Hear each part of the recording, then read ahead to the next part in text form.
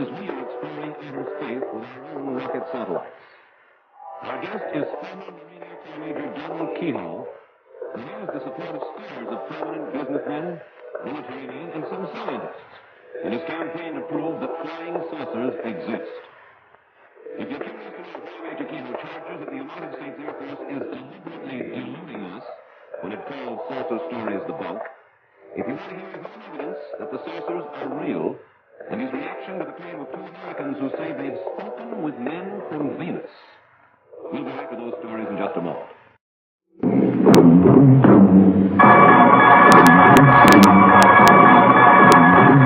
The Mike Wallace Interview. And now to our story. Major Donald Keyhoe is the director of the National Investigations Committee on Aerial Phenomena. As head of this private group interested in flying saucers, he has repeatedly attacked the United States Air Force and others for claiming that flying saucers are apparently flights of fancy and not flights by Martians or men from the moon. Independent surveys show that millions of Americans do share his belief in these celestial saucers. Major Keyhoe, first of all, let me ask you this. Most people in the United States, in spite of the fact that I say that millions do believe, I think you will agree that most people in the United States don't believe in flying saucers from outer space. They probably hold the view of columnist Bob Considine, who wrote that flying saucers are products of, for the most part, quote, pranksters, half-wits, cranks, publicity hounds, fanatics in general, and screwballs, end quote. How do you feel about Mr. Considine's charge? Well, I know where he got the story. He got it from Colonel Watson out at the Air Technical Intelligence Center in Dayton. In fact, the colonel went even a little farther, and he said behind every sighting was an idiot, a crackpot, a religious fanatic. That included a lot of high-ranking Air Force pilots, incidentally, and many airline captains, people who were qualified to see these things. But he's just following out an Air Force policy. Well, now, you're not suggesting that Bob Considine is in the pay of the Air Force. He's an independent newsman with a considerable reputation. I mean the colonel. No, I have every respect for Bob Considine. In spite of the fact that he suggests that pranksters, half-wits, and screwballs are responsible for the stories about flying saucers. Well, I wish I could show him any time a list of about 800 witnesses, some of the big names in aviation, including up to the rank of colonel in the Air Force. They're still flying, and they're still carrying passengers. They've never been grounded. They're still guiding airliners in, the radar men are, night after night in bad weather. If they're screwballs and incompetents, why are they still on the job? Major Keyhoe, where do you think flying saucers are coming from?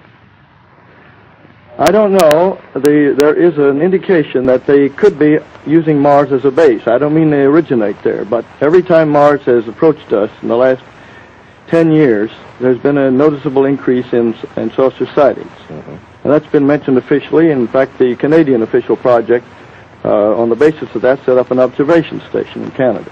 You say the Canadian official project. What do you mean by the official? There was an official project called Project Magnet. And they set up an observatory at Shirley Bay to try to track these things. And what happened to the official project? You say there was a project. Yes, they ran for about a year, and they had one sighting on a gravimeter, which indicated that something, a very large object, had flown over there. But they finally decided they were spending a little too much money on it, I suppose. Well, certainly they wouldn't have thought that they were spending too much money on it if they believed that that kind of phenomena existed. Well, a lot of people on the project are still working up there on their own time, and certain government officials have still kept the lid on their reports in Canada, just as they do down here. What is your theory? In other words, you suggest that they come from Mars or from other planets, from other solar systems possibly throughout the universe. Is that correct? Yes, and there are a lot of scientists who said the same thing. What is your theory as to the kind of people who fly these, or the kind of beings who fly these saucers?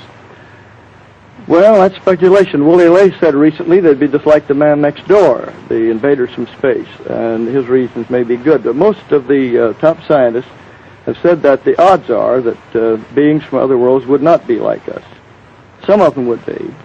Dr. Harlow Shapley, for instance, said that there probably were at least 100 million inhabited planets in the universe.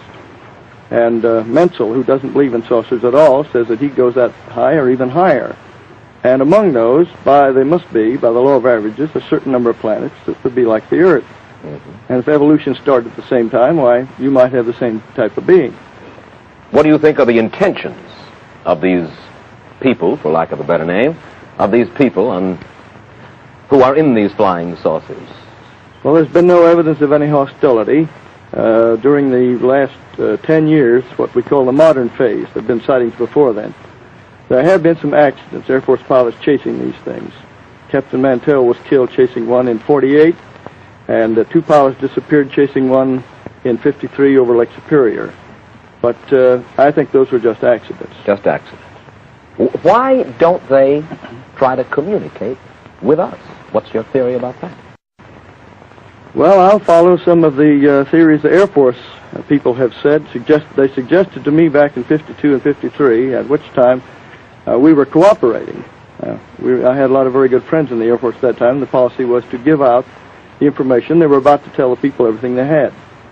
And the theory was then that perhaps these beings were so much different from us that communication would be a very hard thing.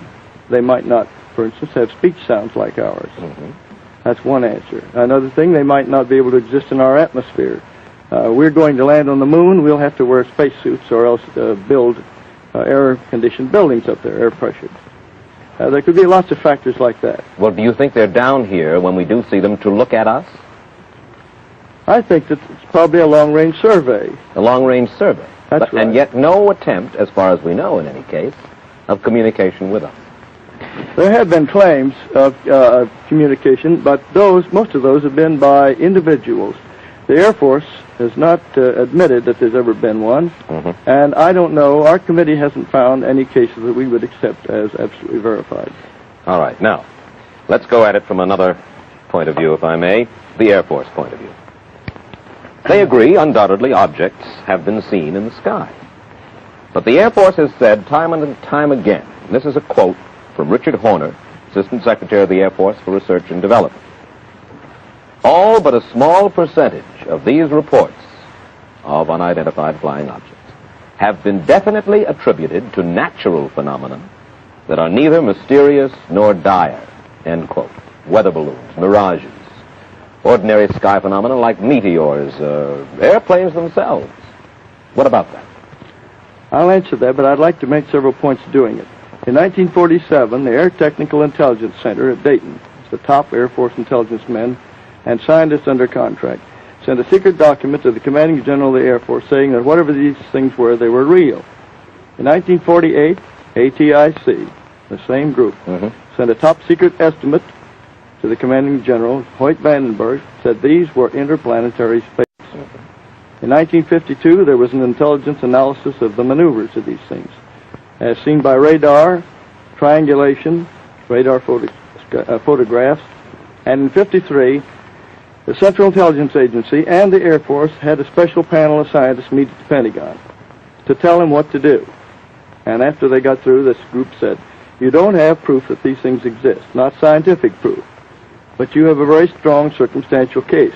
We suggest you quadruple the investigation, set up special observation posts, in the meantime, release everything you've got to the American people. Now, you've got 4 documents there that they've been sitting on all this time. Now, and they have been spending a lot of money investigating flying saucers. If they don't exist, why the money? Why did the intelligence teams rush out every time there's a sighting? Now then, you have mentioned 4 documents that you claim exist. We've heard in the past that you have claimed that these documents existed. We've seen your literature in which you talk about the existence of those documents. So we spoke with the Air Technical Intelligence Center at the Pentagon earlier this week, and this is what we were told officially by them. 3 of the 4 documents Major Keyhoe refers to simply do not exist. The 4th document does exist. You can have a copy of it, Mr. Wallace, and you can see that it doesn't say what Major Keyhoe claims it says. We have a copy of it, and I quote to you from the copy. The Air Force document says just this. The panel recommends that the national security agencies take immediate steps to strip the UFOs of the special status they have been given and the aura of mystery they have unfortunately acquired, we suggest an integrated program designed to reassure the public of the total lack of evidence of inimical forces behind the phenomena. And again, as I point out, Secretary Horner says it simply ain't so. Now, why? The point really at issue here, it would seem, Major Keyhoe, is this. Why do you believe that the Air Force says that nothing is going on? Why do you believe that it's a fairly serious charge that I know it is. You make the charge that the United States government is withholding from the people of the United States certain very important information. Why? What would their motive be for withholding that kind of information from us? Well, I'll answer that, but I would also like to show you some proof that they are withholding it. The reason that was given to me when they were working with me back in 52 and 53 was, first, that they were afraid of hysteria. Remember the Orson Welles show way years back when he scared people into the hills with the idea of invading Martians? Then they were also afraid that it would upset organized religion. That was a smaller factor, but there was some fear of it. Later they were afraid that these accidents, when interceptors had chased these things and had been lost or had crashed, might be considered proof of hostility. Now, I would never have put my name on anything if it were a matter of personal opinion. I've talked to and read the reports of hundreds of pilots and radar men and guided missile trackers who've seen these things, and some of them are very important names. The Air Force says they have this down to 1.9%, but you'll notice the word current in there. They mean we are currently explaining. Now, I have in my possession a copy of Special Report 14, which is their Bible on this. In the back, it has a table showing that 3,201 cases they examined, 19.5% were unsolved, and they admit they still are unsolved. You add up what they've had since then, it makes over 12% of the reports, and those are mostly from the best possible sources. Well, now, wait just a second. I'll use your figures. The Department of Defense released an official bulletin on November 5th, 1957, saying that from June of 55 to June of 57, a 2-year period, just a fraction over 2% of all investigated unidentified flying objects had to be listed as unknown. 2%. So that's your 1.9. What was the period again? 55 to 57. The rest were determined to have been balloons, airplanes, hoaxes, and a category about 12% called insufficient information, which means that the report was so flimsy that there was simply nothing to check on. I must confess that they've certainly shown me no classified material, but they have opened their files quite willingly to us in our preparation for this program tonight. And they've given us very convincing evidence, Major Keyhoe, that it is largely, I shouldn't say largely, I'll say 99 and 44/100% a hoax. Now, you mentioned... A hoax? Well, when I say a lot of good pilots hoaxsters, then. No, not hoaxsters. I thank you for correcting me. Not just a hoax, but let's say misinformation or sightings of objects which seem to be one thing but are in fact another. I'm glad that you corrected me about hoax, because it was by no means that much a hoax. But you mentioned a Dr. Donald Menzel, who's a professor of astrophysics at Harvard before. Now, I think you will agree that he's one of the world's most distinguished astrophysicists. Is that not so? I think there are others who are equally capable, but do not agree with him. He is one of the world's most distinguished astrophysicists, though I think we can agree on that. In any case, he stresses, you see, that pilots are not expert observers, that they, as well as others, can see flying saucers when it's only, to quote him, the wrapper off somebody's lunch blowing around in the air, end quote. But again, let's come back to the point, the most important point, Major Keyhoe, and that is why will the Air Force, why will the United States government withhold information from United States citizens? For what reason? Because they're treating them like children, the way they did with the H-bomb at first, and the way they've been doing with other things. Now, I'm not attacking the United States Air Force. I'm attacking a small group in there that has been persistently keeping this from the public, just as they've kept other things. For a long time, you couldn't even mention the idea that we could be hit by missiles from submarines from the Gulf and from both coasts very easily. I knew that years and years ago and tried to get it out, and at the time was discouraged about it. Now, you mentioned this denial of these documents. Now, I'd like to tell you something that happened on the Armstrong Circle Theater. I had requested that those points be in the script, and I was discouraged from it at first by their writer. Then later, some of our board of governors insisted that we have those points included. So I said, either I don't go on or we have those in there. So I said, all right. So the script was completely rewritten. Now those were in the script as it was first rehearsed, but when the second rehearsal came along, and the Air Force saw the mimeograph sheet, the Air Force representative, according to the Armstrong writer, said they would immediately deny it on the air, even though it meant denouncing their own former project chief. Now, the source for this is Captain Edward Ruppelt, who was the head of Project Blue Book for 2 years, and at that time he was considered good enough that he briefed President Truman on these things. Mm-hmm. He was the top man. Rank didn't mean anything. It's your experience that counted. All right. He says these things existed. He put it in the book, which was cleared by Security and Review in the Air Force. On December 5th, 1955, that was cleared. It's in his book. He's never been hauled in and court-martialed. Now, I have here, and if you allow your camera to come in on it, this is a sheet from the script of the Armstrong Theater, which was deleted. This was crossed off, and I was told that I couldn't say it on the air. Mm-hmm. Now, that was censorship by intimidation. This can be matched up with the other sheets from the Armstrong Circle script, and any typewriter expert will show you. Well, I'm certain they ordered it taken out. I'm certain that people believe you. The only thing is that the next morning I distinctly remember reading a report by you, Major Keyhoe, to the effect that no censorship, no pressure of any kind had been put upon you. I'm sorry, Mr. Wallace. I know that statement almost by heart. Yes. I said that CBS and the Armstrong people were not to blame for cutting me off the air when I tried to mention the fact that a Senate committee was working on the secrecy angle. I never mentioned this that night to anyone because I had promised that I wouldn't say anything about it on the air that day, the Armstrong people. It was taken out, and I will do this. I will ask the United States Air Force to have the Marine Corps put me on active duty for court-martial if that is not the case. Major Keyhoe, I understand you have 3 new reports on file, which in your opinion, you have them currently on file, and they're new reports, and these, in your opinion, would convince every person in this country that flying saucers are a fact. Is that correct? They should convince a lot of people because of the names involved.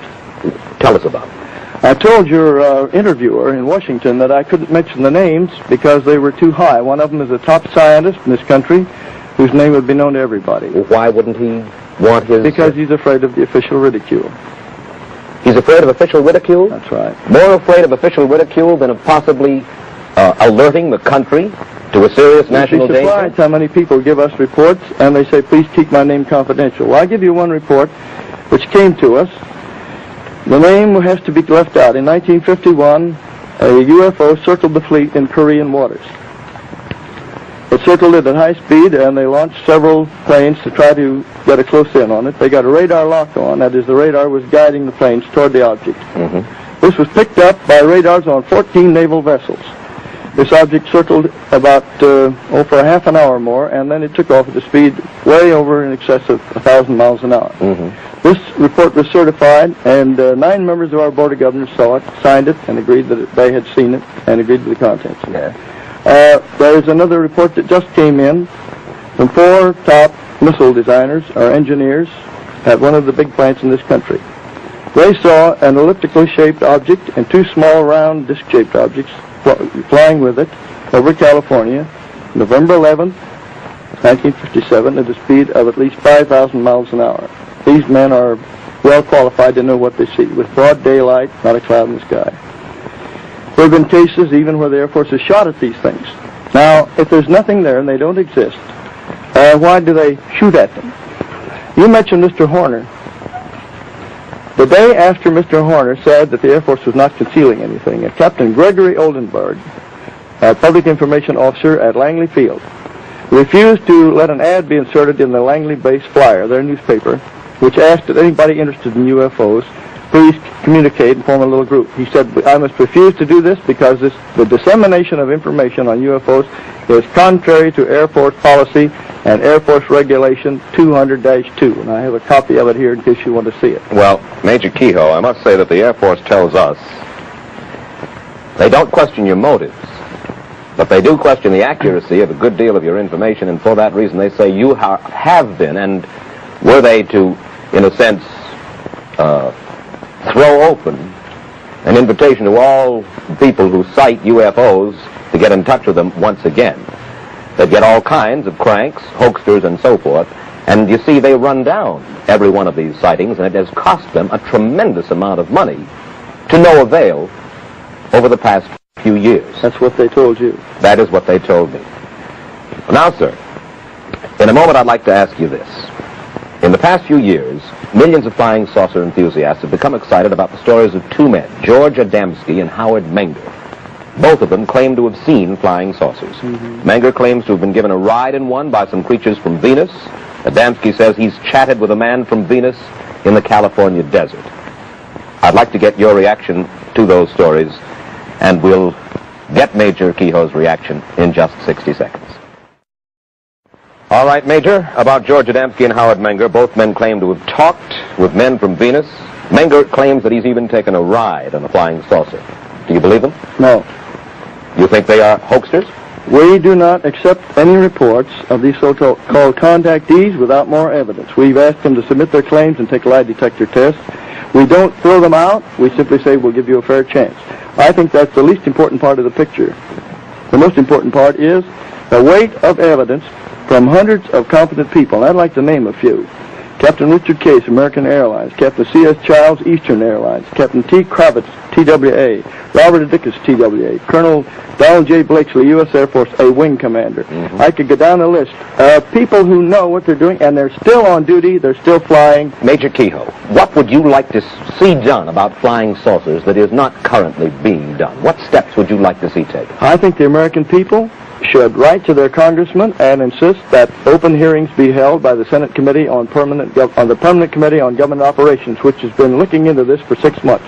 An Air Force spokesman told us this last week. He said members of the Senate subcommittee have talked with us already, and they have shown no interest in conducting any hearings on this issue. I talked with the chief investigator within the last 2 weeks. I gave him a lot of information, and I gave him data on one case where an airliner was sent to chase one of these things, and the passengers kept in ignorance of it at that time. That involves 2 government agencies beside the Air Force, which has refused to release the report. And I'll say this: if you were to get, if the committee were to get Ruppelt, Major Fournet, several colonels around that time, Major General Garland, who was on the project, it would be a big revelation, because the Air Force is simply treating the American people like children. They don't trust them with the facts. You know, here's an interesting question, Major. The United States and Russia have started sending satellites into the sky, and we may be hitting the moon with a rocket soon, possibly Mars. You believe that creatures from outer space have space stations on Mars.